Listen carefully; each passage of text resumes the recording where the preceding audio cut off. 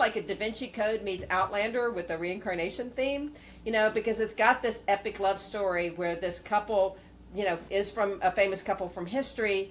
They're reincarnated today. So you can imagine, like, let's say you just meet somebody and all of a sudden you realize, oh crap, we were famous, you know, in this other lifetime. And then they start realizing that they have a purpose. And so, and that's part of their journey. And of course, if you're reincarnated to fulfill a prophecy that'll change the world, a lot of people don't want the world to change. So there are oppositional forces that either want to change it their way or, you know, want to suppress the information. And so it starts out in current day.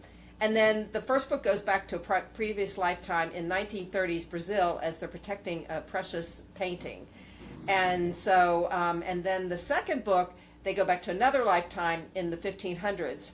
And she's an Austrian princess and he's an artist apprentice. And they meet in Austria, but they go up to London and they meet Shakespeare and John Dee and some other people on their journey.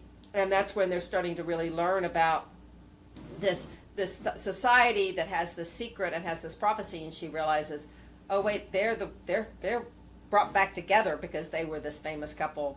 And so in the third book, it goes more into who the famous couple was and how it all kind of began.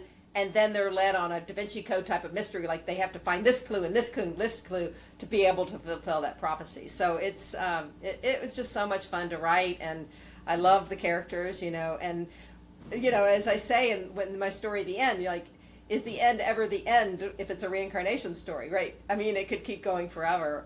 But this particular mystery and all this prophecy stuff happens in the first three books. So I just loved it, and so I hope readers love it too.